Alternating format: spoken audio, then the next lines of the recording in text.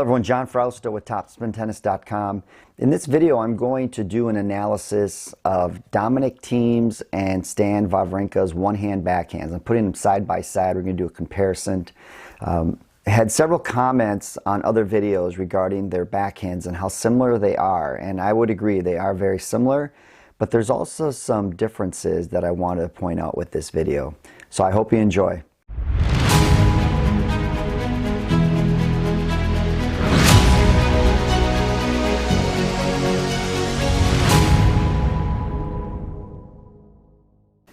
Okay, let's go ahead and take them back to the ready position. Right off the bat, let's just discuss grips. I've been wrong in a previous video. I was incorrect regarding Dominic Thiem's one-hand backhand grip. He actually uses a modified Eastern backhand grip. And basically what that means is this base knuckle is between bevels 1 and 2. Stan Wawrinka's in the same position.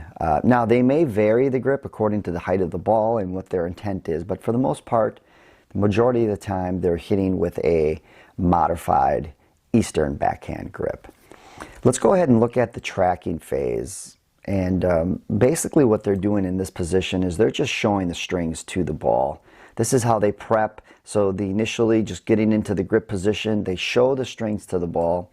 One big difference, though, it's not a big difference, it's a slight difference, but when we watch Dominic Thiem, his racket head is slightly inside the hand position. I'm going to progress the video here a little bit and let's show Stan Wawrinka's position. When he tracks, his racket head is slightly outside the hand. And I'll put up a diagram and show you here side by side kind of what it looks like. But it's just a subtlety between the two strokes that I thought I'd point out. Not sure when you track, is your racket head inside the hand or is the racket head outside the hand? I've done both.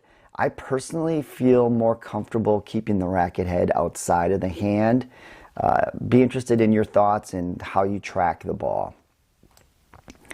So they show the strings, racket head comes back, or they take the unit turn. And here's another big difference here between the two strokes. In this position when they load, racket head is high, right? Here's the signature position in the loading phase. Let's go ahead and look at the racket head position for Dominic compared to his head.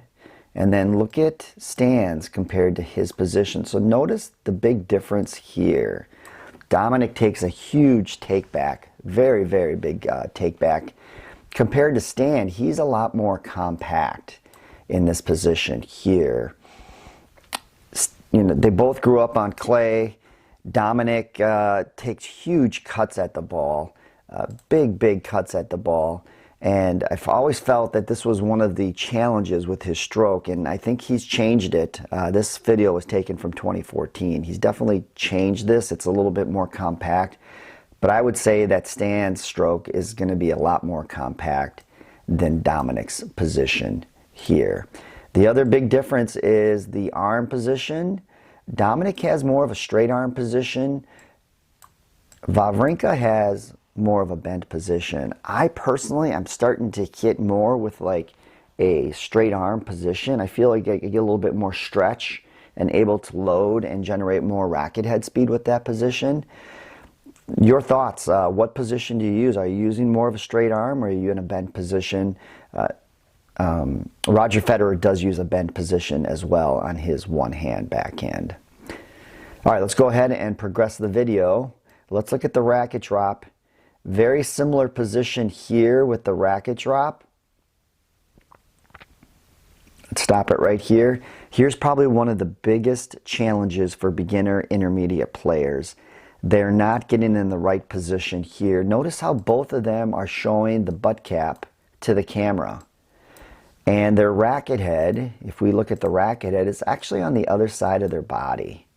And I think as beginners, we're not getting enough rotation. They both are showing the shoulder blade to the ball. That coiling and getting that rotational power on the ball helps so much.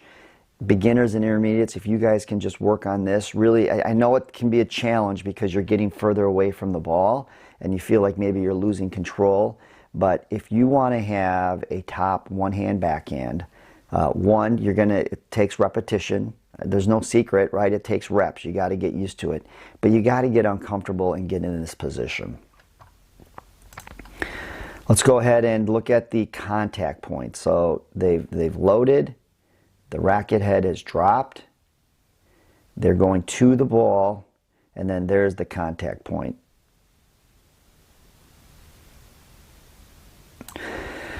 Notice how both of them do a great job of finding that ball out in front.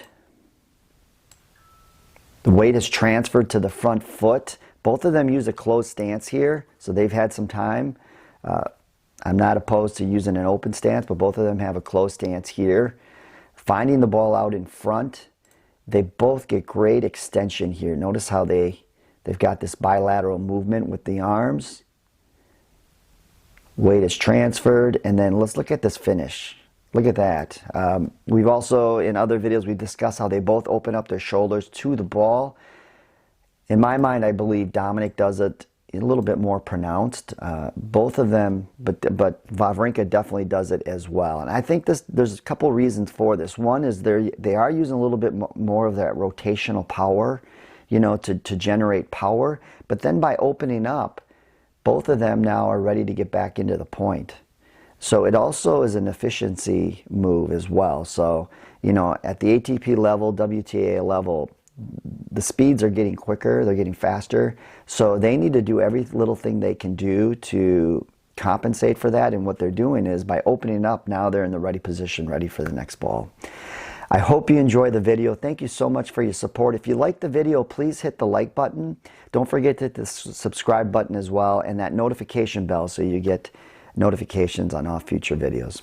Thanks for watching.